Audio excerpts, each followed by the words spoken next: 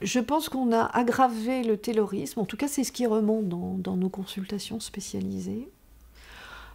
On ne pouvait peut-être pas faire plus de progrès sur l'analyse ergonomique taylorisée des postes, sur l'analyse de la séquence gestuelle nécessaire, sur la rapidité qu'on peut infliger à un agencement biomécanique humain. Et donc ce qui a été rajouté à cette taylorisation, c'est la pression morale. Ça restait le dernier créneau, entre guillemets, à travailler dans cette taylorisation. Alors je ne suis pas en train de dire qu'autrefois il n'y avait pas des petits chefs qui n'imprimaient pas, là encore, leur volonté de domination et de pouvoir, mais ces pressions morales se sont organisées, institutionnalisées, elles sont prescrites. Nous voyons passer des guides de management où le neurophysiologiste expert en fonctionnement des souris est embauché comme consultant et peut produire un guide de management où il explique que si on veut mobiliser davantage l'énergie des équipes ou bien l'énergie des ouvrières dans l'atelier, il faut, pour mobiliser l'excitation nécessaire, induire de la peur. Pas de la terreur, parce qu'à ce moment-là, l'organisme et le psychisme humain sont débordés, mais de la peur, que la peur est un bon moyen de mobiliser les gens. On est donc là dans des manipulations comportementales assez perfectionnées, assez impressionnantes, avec des systèmes de clivage éthique qui sont quand même impressionnants, parce qu'il n'est pas question de dire que ce neurophysiologiste-là est plus pervers que d'autres, que les managers, les chefs d'équipe qui suivent ce type de guide de management sont tous des salopards et des gens qui n'ont pas de notion de bien ou du mal. Ça n'est pas vrai. Au niveau de l'encadrement, ces gens-là, comme tout le monde, savent ce qui est bien et ce qui n'est pas bien. Ils savent qu'il ne faut pas voler, ils savent qu'il ne faut pas tuer. Mais quand on leur raconte qu'il faut produire de la peur parce que ça va mobiliser les troupes, on leur demande d'adhérer à une idéologie qui est celle qui banalise le mal qu'on va faire à l'autre. Banaliser le mal qu'on va induire dans la chaîne, dans l'atelier ou bien sur le plateau technique téléphonique, ça implique de se couper de la souffrance qu'on éprouve soi-même, donc la mise en place d'un bétonnage extrêmement puissant vis-à-vis de ses capacités de compassion, d'empathie. Et ça implique donc du coup de devenir totalement inaccessible à la souffrance de l'autre. Et une fois que ça c'est en place, alors on peut raconter l'idéologie sur la guerre économique. On est tous des soldats et donc on n'a pas d'autre choix que de demander à tout le monde de faire plus. Et on n'a pas d'autre choix que d'utiliser ces méthodes-là. Elles sont devenues nécessaires. La banalisation du mal finit par induire la position chez chacun des participants à ces formes d'organisation du travail, que la souffrance qu'on inflige, on ne peut pas l'éviter, c'est une question de survie. Ça, c'est un choix éthique de société. Ce qui est le plus recherché actuellement, c'est la souplesse éthique et psychique qui va permettre au cadre d'accepter la forme d'organisation du travail qu'on va lui proposer. Moi, je reste quand même étonnée quand j'entends un cadre me raconter qu'il a accepté de soumettre ses subordonnés à des formes d'entretien d'évaluation qui ressemblaient énormément à des interrogatoires policiers avec la double participation, le gentil, le méchant, les fausses sorties, la porte ouverte sur le reste du service, pour que tout le monde soit terrorisé en plus de celui qu'on terrorise.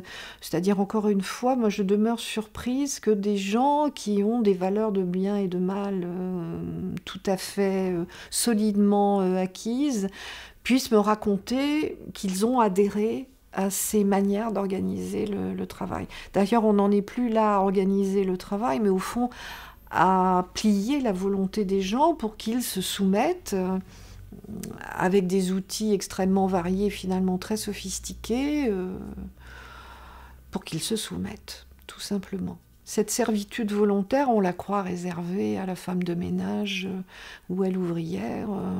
Je pense que nous y sommes tous soumis. Maintenant, on voit arriver des tableaux psychopathologiques majeurs chez ceux qui, dans la hiérarchie des métiers, étaient quand même du côté des gagnants, des vainqueurs, de ceux qui s'en sortaient. Pour autant, même avec un téléphone portable, une voiture de fonction, des tickets restaurants et autres attributs liés aux différentes tribus, on voit bien que la souffrance devient gigantesque parce qu'encore une fois, les marges de manœuvre ont diminué dans des proportions considérables. Ce qui est donné à faire devient irréalisable. Et comment est-ce qu'on peut travailler sans souffrance quand l'objectif de travail est irréalisable? Et quelquefois, quand il est même mis par écrit et contractualisé, ce qu'on appelle le harcèlement contractuel. Dans votre contrat de commercial est écrit un objectif dont vous savez que vous ne l'atteindrez pas. Donc, qu'est-ce que psychiquement on demande à quelqu'un quand on n'est même plus dans l'histoire de la carotte et du bâton, une espèce d'idéal du moi comme ça, totalement inatteignable, où il n'y a plus qu'à convoquer la culpabilité, la perte de l'estime de soi, l'échec absolument permanent. Comment est-ce qu'on a pu imaginer, encore une fois, que ce levier de la peur n'allait pas un jour se retourner contre la productivité qu'il espère atteindre en détruisant l'espoir qui fait avancer les gens? Je pense que même le commercial ne peut pas s'en tirer dans cette affaire. De toute façon, la quantité de travail qu'on demande actuellement aux gens dépasse ce qu'un organisme humain, tant sur son versant organique que sur son versant psychique, peut supporter.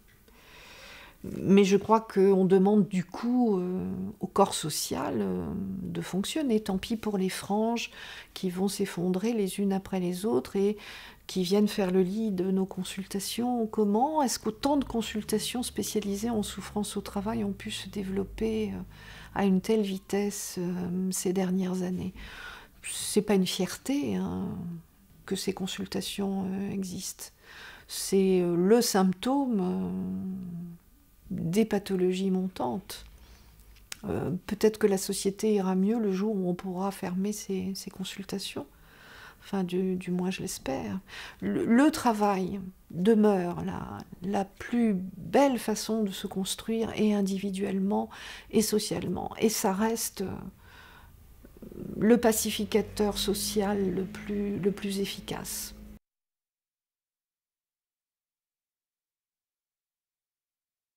L'équilibre entre la souffrance et le plaisir, ça se trouve au travail, parce qu'autrement on serait déjà tous morts, c'est pas le cas, donc on y trouve encore du sens.